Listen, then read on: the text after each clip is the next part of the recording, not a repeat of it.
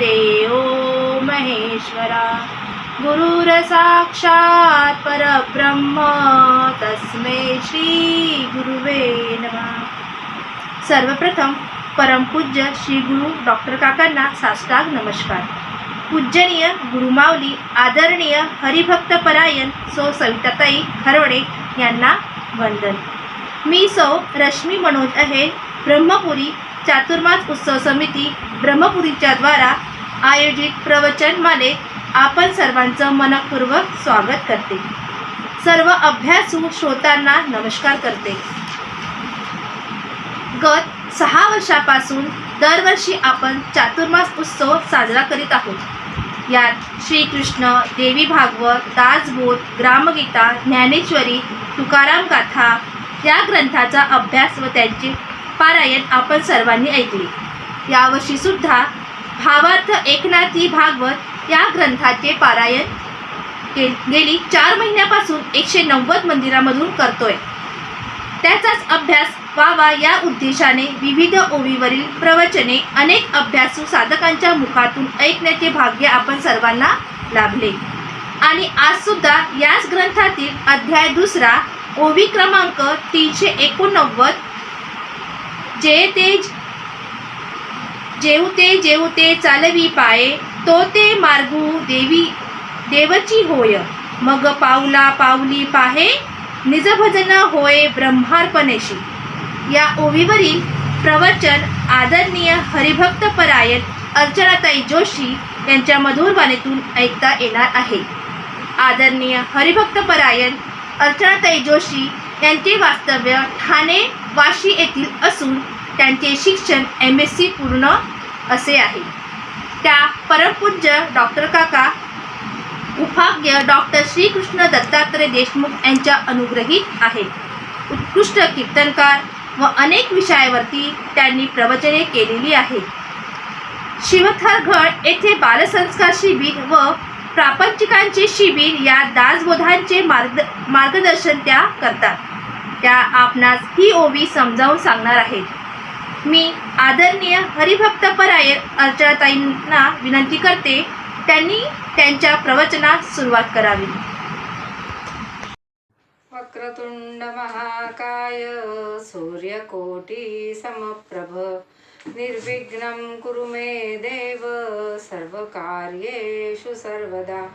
नमस्ते शारदे देवी सरस्वतीमतिप्रदे वसत्वं मम जिह्वाग्रे सर्वविद्याप्रदा भव।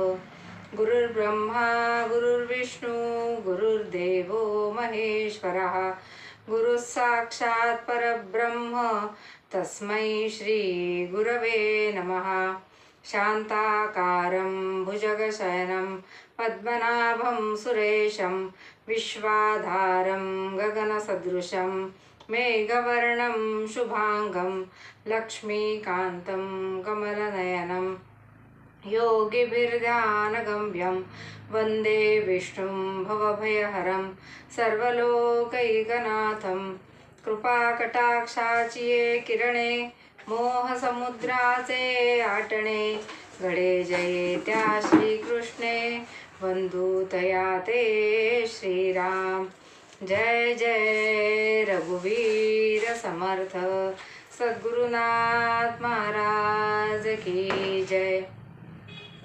श्री कृष्ण गोविंद हरे मुरारे हे नाथ नारायण वासुदेव। श्री कृष्ण गोविंद हरे मुरारे हे नाथ नारायण वासुदेव। श्री कृष्ण गोविंद हरे मुरारे हे नाथ नारायण वासुदेव। दत्त जनार्दन संत श्री एकनाथ महाराज की जय। चातुर्मास समिती ब्रह्मपुरी यांच्या वतीने हा चातुर्मास सोहळा आपण गेली काही वर्षे साजरा करीत आहोत। आदरणीय सौ सविताताई खरवडे यांचा हा स्तुत्य उपक्रम आहे आणि त्यांच्या ह्या उपक्रमाला सद्गुरूंचीही आशीर्वाद लाभलेला आहे त्यांचाही तो संकल्प आहे.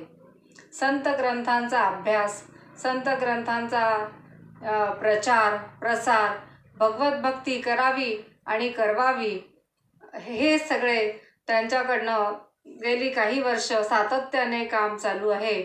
आणि त्यामध्ये आम्ही सगळेजण त्या गंगेमध्ये, ज्ञानगंगेमध्ये सहभागी झालेले आहोत. याचा आम्हाला अतिशय आनंद वाटत आहे. त्यांचे व त्यांच्या सहकार्यांचे खूप कौतुक आणि सगळ्यांचे अभिनंदन. एकनाथी भागवत हा ग्रंथ यावर्षी आपण अभ्यासाला घेतलेला आहे.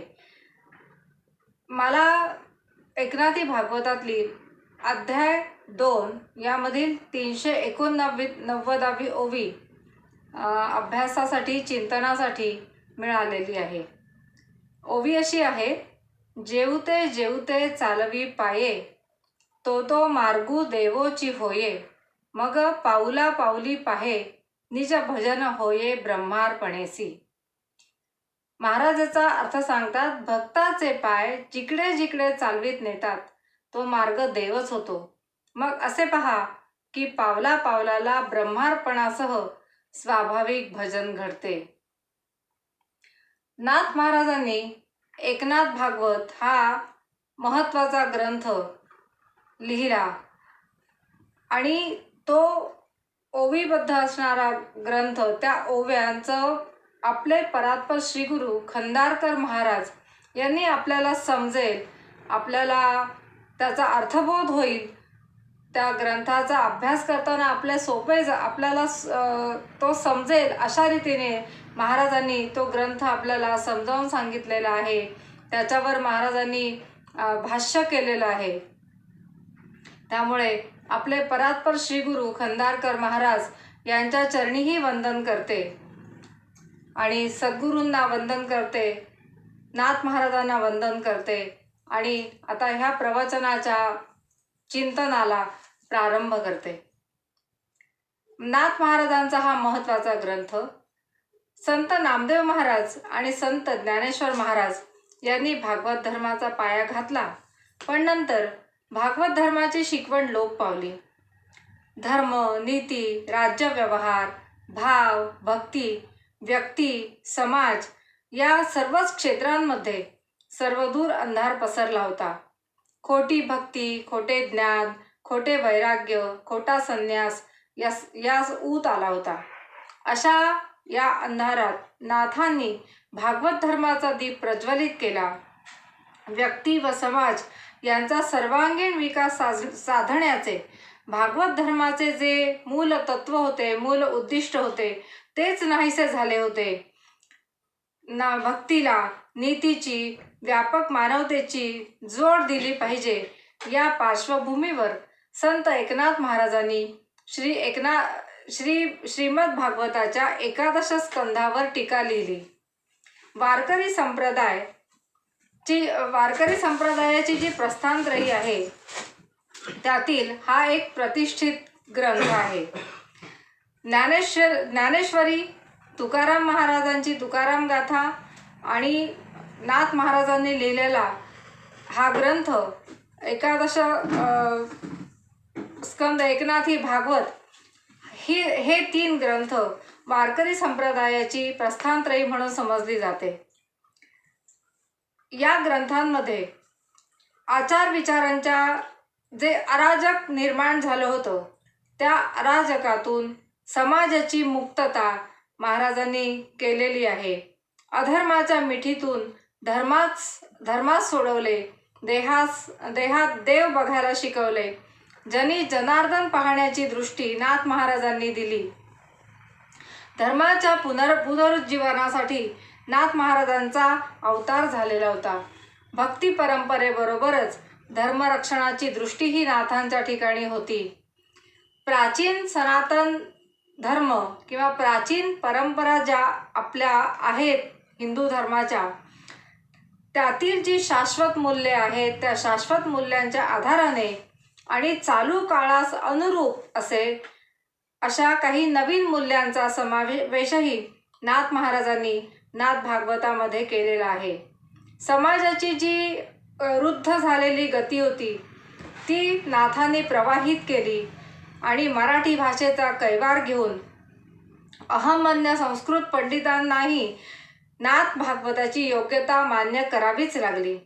काशी क्षेत्री नाथ महाराजांच्या भागवताची हत्तीवरून मिरवणूक निघाली आणि सांगायला आपल्याला अतिशय अत्यंत आदराची किंवा आनंदाची ही बाब आहे की मराठी भाषेचा गौरव, एवढा मोठा गौरव इतिहासामध्ये कुठेही ऐकिवात नाही जो नाथ महाराजांच्या नाथ भागवताला काशी क्षेत्री मिळालेला आहे.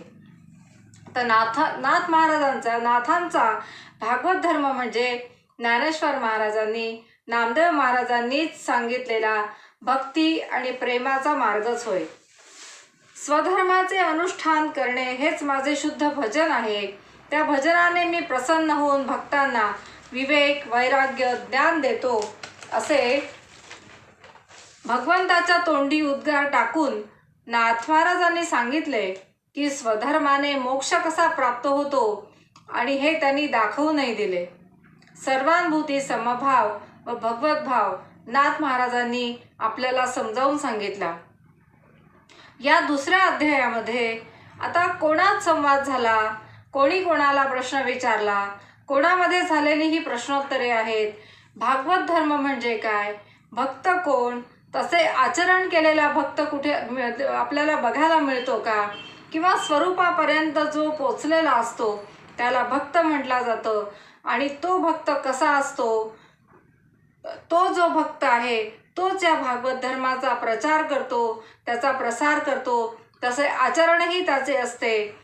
हे सगळं आपल्याला या नाथ भागवताचा अभ्यास करता करता एक एक गोष्टी उलगडायला लागतात, एक एक गोष्टी समजायला लागतात आणि अभ्यास करता करता करून आपल्याला ही उंची गाठायची आहे. तुम्हाला आम्हाला त्या उंचीपर्यंत जाऊन पोचायचं आहे. मग आता आपण काय करू शकतो, भक्ती करता करता भक्त होणं आणि मग भागवत धर्माचे पालन करणं, हे सगळं आपल्याला ह्या भागवत ग्रंथाच्या एकादशक ग्रंथ भागवताचा जो आहे त्याचं जे आपण चिंतन करतोय, अभ्यास करतो आहे, जे शिकतोय, नाथ महाराजांनी आपल्याला सांगितलेलं आहे, त्या भागवत धर्माचं पालन करता करता आपल्याला भक्त व्हायचं आहे. तुकाराम महाराज सुद्धा आपल्याला सांगतात की पडिले वळण इंद्रिया सकळ, सगळ्या इंद्रियांना ते वळण जे आहे, जे संतांनी आपल्याला सांगितलेलं आहे की प्रत्येक इंद्रिय भगवंतासाठी आपण कशा रीतीने ते वापरले पाहिजेत, तशा प्रकारे सगळ्या इंद्रियांना भगवंताच्या कामासाठीच वापरणं, असा त्यांना वळण लावणं हीच आपली खरी जबाबदारी आहे किंवा आपण तसे आचरण करायला पाहिजे. आता भक्त म्हणजे काय, तर भक्त कसा असतो किंवा भक्ती करता करता आपल्याला काय प्राप्त करून घ्यायचं आहे, तर आपल्याला समर्थही दासबोधामध्ये सांगतात, भक्तीचे योगे देव निश्चये पावती मानव. भक्तीचेने त्या देवाची प्राप्ती होते. परत भक्त म्हणजे कोण, तर जो भक्त तो विभक्त नव्हे आणि विभक्त तो भक्त नव्हे, विचारे विण काही नव्हे समाधान. जो भगवंतापासून वेगळा नाहीच राहत तोच त्यालाच भक्त म्हटला जातो. आणि ज्याच्या मनामध्ये अखंड विषयीचेच विचार असतात त्यालाच खरं समाधान प्राप्त होतं. आणि भगवंतही कसा असतो, भगवंताला काय आवडतं, तर भगवंत भावाचा भुकेला, भावार्थ देखो न भूलला, संकटी पावे भाविकाला रक्षित असे. भगवंताला फक्त भक्ताच्या अंतःकरणामध्ये असणारं प्रेम, त्याचा भाव, एवढाच भगवंत भुकेला आहे. आणि ते बघूनच तो त्या भक्ताविषयी त्याच्या मनात जिव्हाळा निर्माण होतो, तो भुलतो त्याच्या प्रेमाला. आणि मग अशा भक्तांसाठी संकटकाळी भगवंत त्यांचं रक्षण करतो. आता अशी भक्ती 2 प्रकारांनी करता येते किंवा भक्तीचेही 2 प्रकार आहेत, 2 सिस्टीम्स आहेत असं आपल्याला शास्त्र सांगतं. एक प्रेमलक्षणा भक्ती आणि एक ज्ञानलक्षणा भक्ती. प्रेमलक्षणा भक्तीमध्ये भाव हवा, प्रेम हवं, सगुणाचं गुणगायन करायला हवं. नंतर ते गुणगायन करत असताना चित्ताचं द्रवीभवन होणं, नंतर अष्टसात्विक भाव निर्माण होणं आणि भगवंताचं महात्म्य वर्णन करता करता त्याची महती या जीवाला पूर्णपणे पटणं आणि ते सगळं करता करता भगवंताचं ज्ञान होऊनच जातं. नंतर दुसरी भक्तीचा प्रकार आहे ज्ञानलक्षणा भक्ती. याच्यामध्ये ईश्वराविषयीचं सार्वभौमत्व, सार्वभौम सत्ता ईश्वराची, सर्व कारणत्व ते सगळं मान्य करता करता ते ज्ञान झाल्यानंतर त्या भक्ताचं चित्त स्थिर होतं. त्याच्या मनामध्ये विवेक, वैराग्य, समाधी 6, नंतर शास्त्राभ्यास असं सगळं हे ज्ञानलक्षणा भक्तीचं हे 2 प्रकार आहेत. अशी भक्ती करता करता आणि मग तो भक्त होऊन जातो आणि तो देवस्थितीपर्यंत किंवा देवच होऊन जातो. आता आपल्याला या नाथ महाराजांच्या एकनाथी भागवतामध्ये नारद महाराज ज्यांना सर्व देशांमध्ये, सर्व कालामध्ये, सगळ्या वस्तूंमध्ये फक्त गोविंदाचीच प्रतीती येते की ज्यांना अखंड सर्व काळ हरिनामाचाच छंद लागलेला आहे आणि त्या हरिनामाचा छंद लागल्यामुळे त्या भगवंताच्या नामोच्चारणामुळे ते करता करता त्या योगामुळे जे सर्व काळ परमानंदामध्ये असतात, ज्यांना सर्व काळ परमानंदाचा लाभ होतो. आणि असे नारद महाराज जो श्रीकृष्णांचा आवडता आहे, ज्याच्या संगतीने जे जड जीव आहेत त्यांना सुद्धा नित्यमुक्त अवस्था प्राप्त होते, असे नारद महाराज आता वसुदेवांच्या घरी आले. वसुदेवांनी सुद्धा श्रद्धापूर्ण भावाने नारदतोची नारायण या भावाने त्यांची पूजा केली आणि वसुदेव म्हणाले नारद महाराजांना, महाराज आपल्यामुळे भक्ती भगवत स्वरूप झाली आहे, आपण मला भागवत धर्माची ओळख करून द्या. तेव्हा वसुदेव म्हणतात, महाराज श्रीकृष्ण हाच परमात्मा आहे हे मी ओळखलं आहे, पण तो माझा मुलगा असल्यामुळे तो मला गुरु समान आहे, म्हणून तो मला ब्रह्मज्ञान देणार नाही. आणि हा मायारूपी समुद्र जर तरून जायचा असेल तर तुम्ही तारू व्हा. आणि हा भागवत धर्माचा जो विचार आहे तो मला कशासाठी मला विचार करायचा आहे, तर माझा स्वरूपाचा निश्चय होईल, माझ्या अंतःकरणामध्ये, माझ्या बुद्धीमध्ये स्वरूपस्थिती पक्की बांधली जाईल किंवा तो विचार माझा दृढ होईल. अशा पद्धतीने तुम्ही मला भागवत धर्माचा विचार समजावून सांगा. तेव्हा नारद महाराज आता वसुदेवांना सांगतायत की वसुदेवा, तू विचारलेल्या प्रश्नांच्या उत्तराच्या निमित्ताने जे अधिकारी लोक आहेत तर ते साधक तर उद्धरून जातीलच, त्यांच्या उद्धाराची सोय आपोआप होईलच, पण ह्या प्रश्नांच्या उत्तरांचं निमित्ताने जे महापापी आहेत ते महापापी सुद्धा तरून जातील. आणि कित्येक साधक हा जो आपल्यामध्ये झालेला संवाद आहे किंवा जे आपण आता श्रवण करणार आहोत, ज्याचं पठण करणार आहोत, ज्याचं चिंतन करणार आहोत, अशा त्या भागवत धर्माच्या सगळ्या चिंतनाने सगळे संसार पाशातून सुटतात. वसुदेवाचा पुत्र म्हणूनच त्या अनंत परमात्म्याला वासुदेव असं नाव प्राप्त झालेलं आहे. तेव्हा नारद महाराज पुढे वसुदेवांना सांगतायत की जो हा भागवत धर्म आहे, हा भागवत धर्म त्याची पूर्व परंपरा फार जुनी आहे आणि अतिशय जुना असलेला हा भागवत धर्म आता मी तुला त्याचा एक इतिहास सांगणार आहे. तोच इतिहास आता नारद मुनी वसुदेवांना सांगत आहेत. नारद मुनी सांगतात, ऋषभदेव नावाचे जे ऋषी होते ते श्रीहरींचाच अंश ज्यांना म्हटलं जातं, त्यांच्या कुळामध्ये 100 पुत्र त्यांना झाले. त्या 100 पुत्रांपैकी त्यांचे जे 9 पुत्र होते ते भगवत भक्तीचे वैभव किंवा नवविधा भक्तीचे 9 विभाग होते. असे हे महाभाग्यवान, बाहेरून वेगळे दिसणारे परंतु भगवत रूपाने एकच असणारे असे हे नवयोगेश्वर, ज्यांची नावं कवी, हरी, अंतरिक्ष, प्रबुद्ध, पिप्पलायन, अविर्होत्र, द्रुमिल, चमस, करभाजन असे हे महाभाग्यवान महाभाग्यवान भगवत भक्तीचे वैभव असणारे हे 9 पुत्र, ज्ञानच जणू काही त्यांच्या अंगाचं भूषण नव्हतं आणि सगळं जग हे भगवंतानी ओतप्रोत भरलेलं आहे आणि त्या भगवंतापेक्षा आपणही वेगळे उरत नाही. सर्व प्राणी, पंचमहाभूत सगळं भगवत रूप आहे असा त्यांचा दृढ निश्चय झालेला होता आणि असा अनुभव सुद्धा ते घेत होते.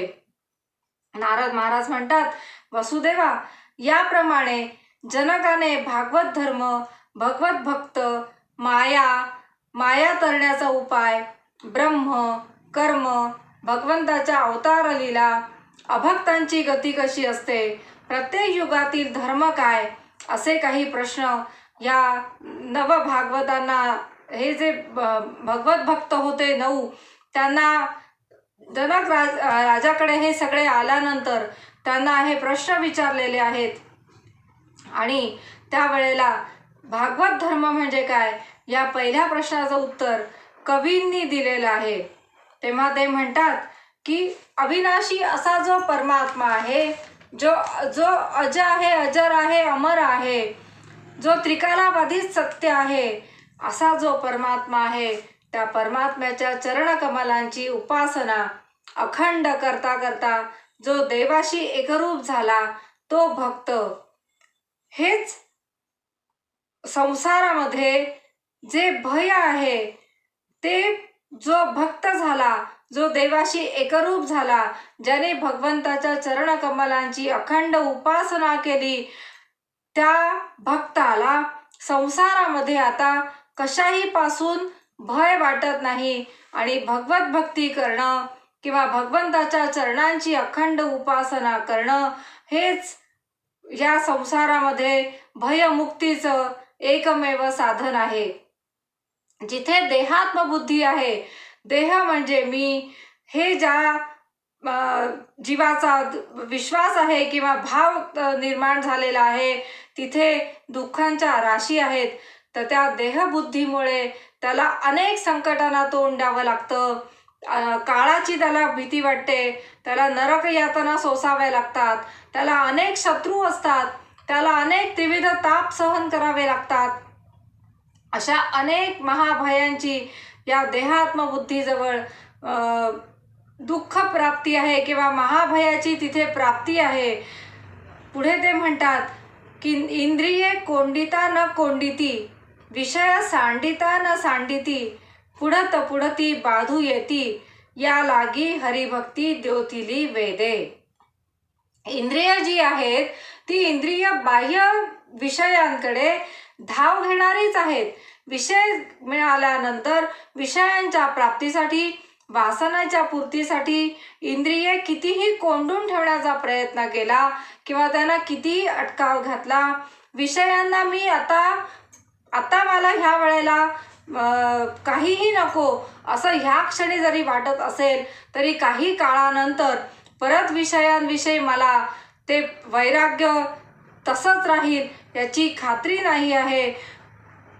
परंतु जो हरिभक्ती, पुढे नाथ महाराज आपल्याला सांगतायत, या लागी हरिभक्ती द्योतिली वेदे. तर ही शक्ती, इंद्रियांना कोंडण्याची शक्ती, विषयांना संपवण्याची शक्ती या जीवापाशी नाही, परंतु जो भक्त, जो साधक हरिभक्ती करायला लागतो किंवा जो भगवंताच्या चरणकमलांचा आसरा घेतो, त्याला हाच तरुण जाणं, हे संसाराचं महाभय सोडण्याचं किंवा तरुण जाण्याचा एकच उपाय आहे आणि ती म्हणजे हरिभजन करणे, हरिभक्ती करणे, हरिचरणावर पूर्णपणे भाव तिथे ठेवणे आणि हरीचेच होऊन जाणे. हे आपल्याला वेदांनी सांगितलेलं आहे. हरिभक्तीमध्ये पुढे ते म्हणतात, इंद्रिये कोंडावी लागत नाहीत, त्या मनामधले जे विषय आहेत, विषयासक्ती जी आहे ती सहजच शांत राहते, सहजच नष्ट होऊन जाते.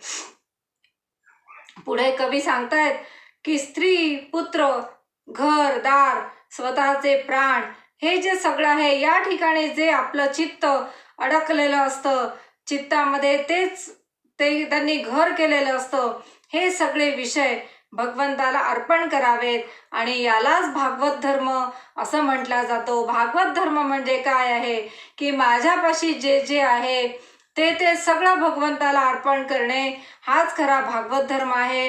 यालाच भजन भक्ती हे नाव आहे. पुढे नारद महाराज सुद्धा आपल्याला नारद भक्ती सूत्रामध्ये सांगतात, अन्याश्रयाणाम त्यागो अनन्यता. 10वं सूत्र आहे नारद महाराजांनी आपल्याला सांगितलेलं की सर्व जीवन देवाच्या आश्रयाने जगणे म्हणजे अनन्यता, न इति अनन्यता. आता मला भगवंताशिवाय दुसरा कोणाचाही आधार नाही. हे सगळे जे मी आधार सत्य मानलेले आहेत ते कधी ना कधी जाणारे आहेत, संपणारे आहेत, नाश पावणारे आहेत. एक भगवंतच फक्त सत्य आहे. त्याच्या आश्रयाने जीवन जगणे अनन्यता. भगवंता, आता मला तुझ्याशिवाय दुसरा कोणीही आसरा नाही. जीव जो सत्ता, संपत्ती, यश, कीर्ती, प्रतिष्ठा, आपले मित्र, गणगोत, आपली स्वतःची बुद्धी, नंतर मी रचलेली मनोराज्य यांच्या आश्रयाने जीवन जगत असतो. हे सर्व अनिश्चित आहे, बेभरवशाचं आहे, द्वंद्व निर्माण करणारे आहे. तर हे ह्यांचा त्याग करणं आणि तोही विचाराने त्याग करणं. काही सोडावं लागत नाही, काही मांडावं लागत नाही. फक्त विचार जागा ठेवणं की भगवंत फक्त सत्य आहे. हा विचार साधकाने आपल्या मनामध्ये ऐसी ही विचारांची कामे उगेच भ्रमो नये भ्रमे. समर्थही आपल्याला तेच सांगतात की विचार फक्त करायचा आहे की एक भगवंत फक्त सत्य आहे. पुढे आपल्याला ज्ञानेश्वरीमध्ये ज्ञानेश्वर महाराज सांगतात, जेत पुढील पैस पारुखे मागील स्मरावे ते ठाके ऐसिये सरसिये भूमिके समाधी राहे. आता माझ्या मनामध्ये माझ्या भावी कर्तव्यांचा विचार बंद होऊन जातो. भूतकाळामध्ये ज्या घडलेल्या घटना आहेत त्या घटनांचं, त्या कर्तव्याचं स्मरण बंद ठेवणे आणि हीच खरी समाधी आहे. आणि भगवान श्री विष्णूंच्या आश्रयाने जीवन जगणे हीच खरी अनन्यता आहे. न इति अनन्यता असं आपल्याला संत समजावून सांगतात. नाथ महाराज इथे समजावून सांगतात. आणि संतही आपल्याला सांगतात, घेई घेई माझे वाचे गोड नाम विठोबाचे. डोळे तुम्ही घ्यारे सुख पहा विठोबाचे मुख. डोळे तुम्ही ऐका रे कान माझ्या विठोबाचे गुण. मना तिथे धाव घेई राही विठोबाचे पायी. किंवा परत आपल्याला तुकाराम महाराज एका अभंगामध्ये सांगतात, राम म्हणे ग्रासोग्रासी तोची जेविला उपवासी. राम म्हणे वाट चाली यज्ञ पावलो पावली. राम म्हणे करिता धंदा सुख समाधी त्या सदा. अशा रीतीने ही जी सगळी 11ही इंद्रिये आहेत ती भगवंताकडे लावावीत.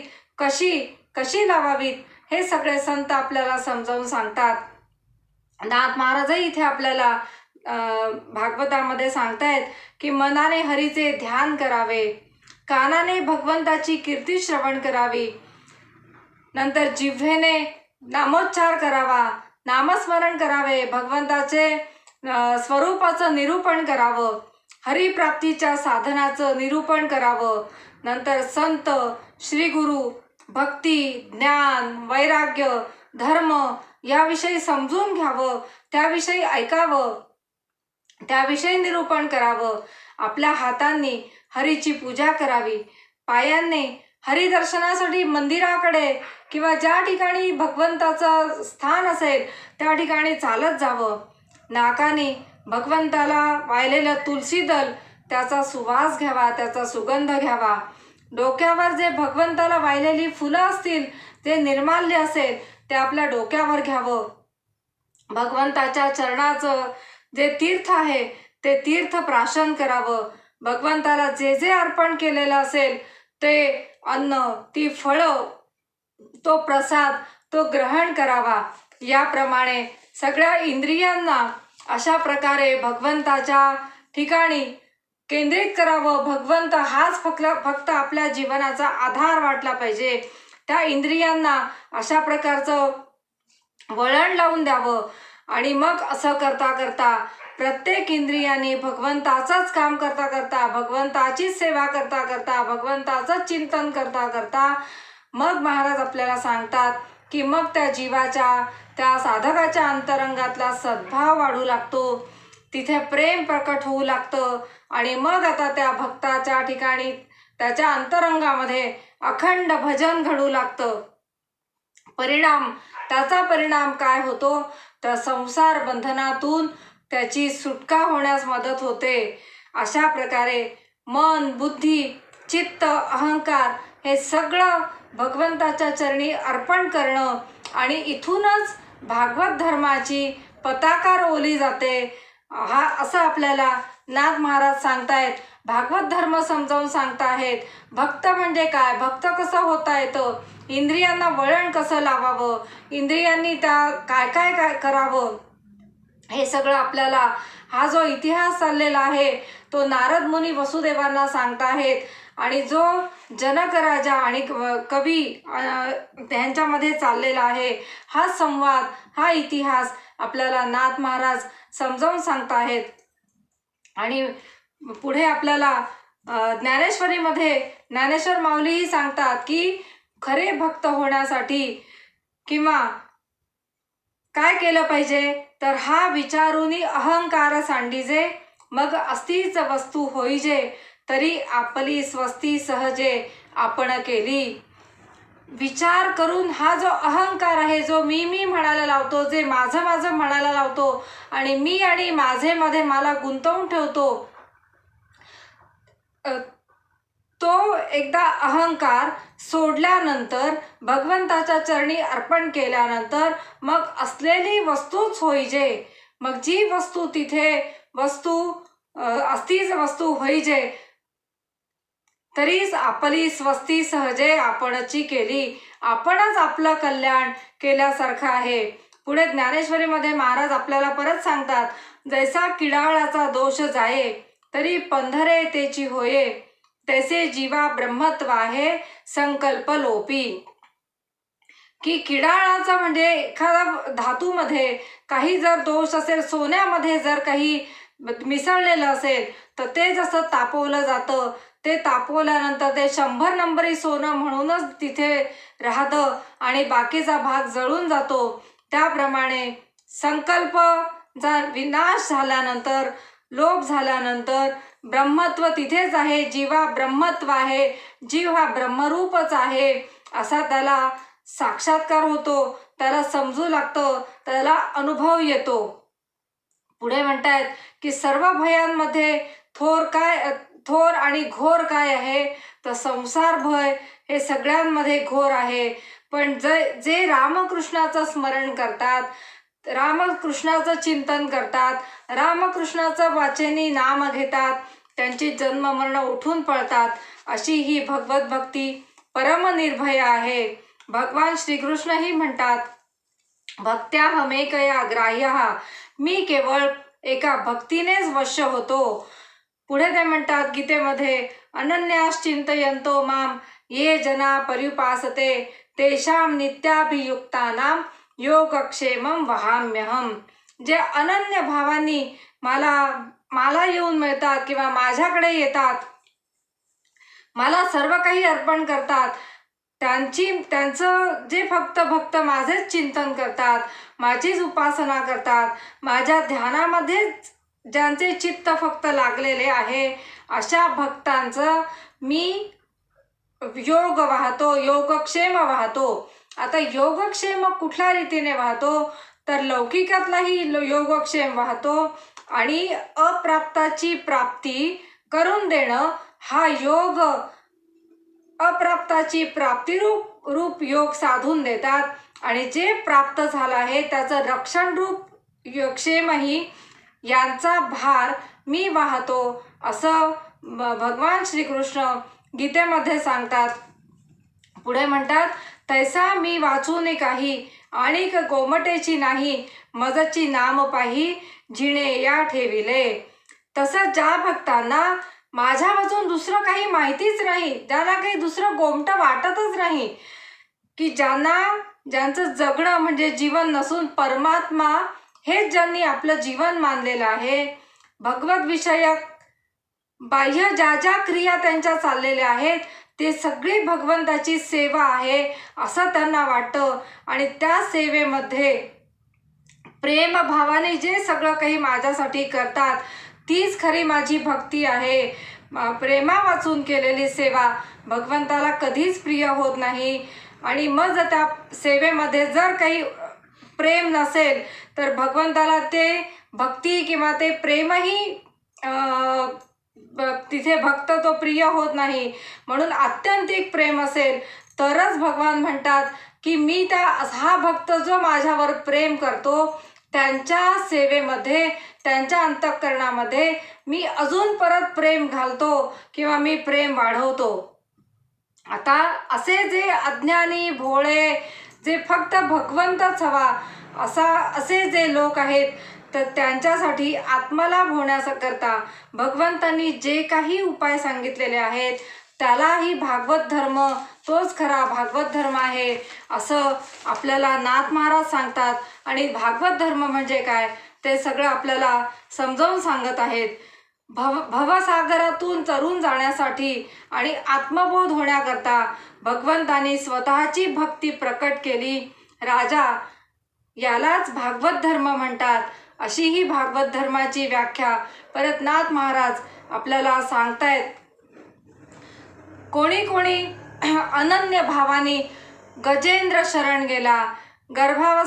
गर्भाशयामध्ये मातेनी उत्तरेनी भगवंताचं स्मरण केल्यानंतर परीक्षित राजाचं भगवंताने तिथे रक्षण केलेलं आहे.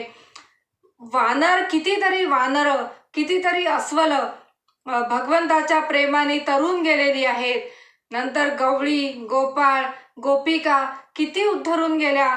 त्यांच्या अनन्य भक्तीला, त्यांच्या प्रेमाला, त्यांच्या वात्सल्याला, त्यांच्या मित्रत्वाला, या सगळ्याला भगवंत भुलला आणि त्या योगाने सगळ्या गोकुळवासियांचा उद्धार झाला. पुढे महाराज आपल्याला सांगतायत की हे भागवत नाहीये तर जे दुःखाने तापलेले आहेत, त्रिविध तापांनी तापलेले आहेत, या भवसागरामध्ये जे चटके सहन करतायत किंवा तापून निघालेले आहेत, असे जे अज्ञानी लोक आहेत त्यांच्याकरता हे भागवत म्हणजे अमृताची जणू पाणपोई आहे. आणि भगवंतांनीही वचन दिलेलं आहे, भगवंतांचंही हे ब्रीद आहे, न मे भक्त्या प्रणश्यती. जे माझे भक्त आहेत त्यांना मी कधीही एकटं पडू देत नाही किंवा मी त्यांना कधीही माझ्यापासून वेगळं होऊ देत नाही किंवा मी त्यांना सोडत नाही. किंवा समर्थही आपल्याला मनाच्या श्लोकामध्ये सांगतात, नुपेक्षी कदा देव भक्ताभिमानी. किंवा तो भक्त या समजा काही कारणाने त्याचा मृत्यू झाला तर भगवंतानी असं वचन दिलेलं आहे, शुचीनाम श्रीमताम गेहे. तर भक्ती करता करता समजा या जन्मामध्ये तो त्या स्वरूपापर्यंत पोहोचू शकला नाही किंवा तिथे कुठेतरी उणीव राहिलेली आहे, तर भगवंत पुढचा त्याचा सगळा योगक्षेम वाहतात आणि पुढची सगळी त्याची काळजी घेतात. आणि पुढे मग आपल्याला म्हणतात की हे भागवत म्हणजे काय आहे, तर हे भागवत म्हणजे हे भागवत नव्हे नव्हे अज्ञाना लागी निज पव्हे. भवाब्धी तरावया भजन भावे महानाव देवे निर्माण केली. हे भागवत अज्ञानी जे लोक आहेत त्यांच्यासाठी हा भवसागर तरून जाण्यासाठी भगवंतांनी ही महानाव तयार केलेली आहे. आणि मग या भागवताचे महानावे जे रिघाले भजन भावे त्यासी भवभयाचे हेलावे भजन स्वभावे न लागती. जे त्या भागवताच्या महानावेमध्ये बसलेले आहेत, जे भगवंताचं भजन भावाने करत आहेत, त्या सगळ्या भक्तांना त्या भाविक जनांना आता भवभयाचे अजिबात काहीही त्रास सोसावा लागत नाहीत, कारण भजन करणं हाच त्यांचा जणू स्वभाव होऊन गेलेला आहे. पुढे भगवान स्वतः सांगतायत की मी मग ते स्त्री असू दे, शूद्र असू दे, कोणीही असू दे, जो माझ्या भजन पंथाला लागलेला आहे, जो भजन मार्गाला लागलेला आहे, त्या सगळ्यांनाच पहिलं तीराला मी नेऊन सोडतो, असं खुद्द भगवंताचं वचन आहे, भगवंताचं मनोगत आहे. अशा रीतीने संत तुकाराम महाराज सुद्धा म्हणतात की मग मला हा भागवत धर्म समजून घ्यायचा आहे, मला त्याप्रमाणे आचरण करायचं आहे, मला ते सगळं शिकून घ्यायचं आहे. वारंवार माझ्या मनामध्ये, अंतःकरणामध्ये तो विचार जागा राहिला पाहिजे, तो सतत तिथे दृढ झाला पाहिजे. म्हणून महाराजांनी जी प्रार्थना केलेली आहे काय, तर संत संग देई सदा. म्हणून अखंड संत संग मला मिळू दे, आणि संत संघांच्या विचारामुळे, त्यांच्या सहवासामुळे हा विचार जागता राहील. आणि मग श्री गुरूंनी जो उपदेश केलेला आहे, ते श्री गुरूंचं जो संकल्प आहे की श्री गुरु सांगतायत की आत्मारामामध्ये की तुझी मज चिंता लागली का, भ्रांती तुझी फिटली नाही अद्यापि तुझी काही भ्रांती फिटलेली नाहीये. तुला मी इतके वेळा समजावून सांगितलं, तुला मी इतका ज्ञानोपदेश केला, परंतु तुझी अजून भ्रांती गेलेली नाही. त्यामुळे आता मला तुझी चिंता लागलेली आहे. आणि मग हा श्री गुरूंचा उपदेश, श्री गुरूंचा हा संकल्प आहे की माझ्या आश्रयाला जे जे माझे शिष्यगण आलेला आहे, की त्यांची मला पहिल्या तीराला त्यांना पोचवायचं आहे, त्या स्वरूपाचं ज्ञान करून द्यायचं आहे, त्या देवाची त्यांना प्राप्ती करून द्यायची आहे. ते देव बघाया गेलो, देवाची होऊन ठेलो, असा जो संतांचा अनुभव आहे, तो संतांचा अनुभव माझ्या या सगळ्या अज्ञानी माझ्या बालकांना मला द्यायचा आहे. हा श्री गुरूंचा जो संकल्प आहे. आणि मग श्री गुरु दयाळू असतात, श्री गुरु कृपाळू असतात. आणि हा त्यांचा जो गुण आहे, दयाळू, कृपाळू, जनी दास पाळू, तर हा जो त्यांचा गुण आहे, तो हे जे अज्ञजन आहेत, त्या अज्ञजनांचं अज्ञान घालविण्यासाठी उपयोगी पडतो. कारण त्यांना आता शिष्याची काळजी लागलेली असते की ह्याचे आता कल्याण झालं पाहिजे, ह्याचं कल्याण व्हावं. आणि मग त्यांनी परत जे त्याला सांगितलं आहे त्याचं श्रवण करावं, ते श्रवण जे झालं आहे त्याचं मनन करावं, जे मनन केलं आहे त्याचं निधिध्यासन करावं, आणि मग त्या निधिध्यासनाने त्याला आत्मज्ञान व्हावं, हीच तर त्यांची इच्छा असते. आणि ह्या माझ्या शिष्यांचं सगळ्यांचं कल्याण व्हावं, यांची जन्म मरणाची येरझार खुंटावी, हाच सगळा भागवत धर्माचा विचार या भागवत ग्रंथामध्ये, एकनादी भागवतामध्ये नाथ महाराजांनी आपल्याला सगळा सांगितलेला आहे. आणि नारद महाराजांनी वसुदेवांना जो सांगितलेला आहे, तो जो इतिहास आहे, तो जनक राजा आणि हे जे भागवत आहेत यांच्यामध्ये झालेली ही सगळी चर्चा, भागवत धर्म, भक्त म्हणजे काय, मग भगवंत कसा भक्तांचा होऊन राहतो, आणि हा भवसागर भक्त कसा तरून जाऊ शकतात, त्यांनी काय काय केलं पाहिजे, भगवंताविषयी कशी निष्ठा त्यांच्या मनामध्ये, अंतरंगामध्ये निर्माण झाली पाहिजे, हे सगळं आपल्याला या ग्रंथामध्ये शिकायला मिळतं, अभ्यासायला मिळतं. आणि हेच आपल्याला साधायचं आहे. हाच जो संकल्प आहे श्री गुरूंचा, त्याचा आपण स्वतः अभ्यास करून, श्रवण करून, तशा प्रकारचं आचरण करून त्यांच्या चरणांपाशी ही मागणी मागायची आहे, नाथ महाराजांपाशी, भगवंतापाशी ही मागणी मागायची आहे. आणि आपल्याला तुमच्या सगळ्यांच्या कृपेमुळे हा भवसागर तरून जाण्याची शक्ती प्राप्त होवो, त्या भगवंताचं स्वरूप दर्शन होवो, अशीच मागणी करून श्री गुरूंच्या चरणी नम्र होते, नाथ महाराजांच्या चरणी नम्र होते, भगवंताच्या चरणी नमस्कार करते आणि इथेच वाणीला विराम देते. जय जय रघुवीर समर्थ.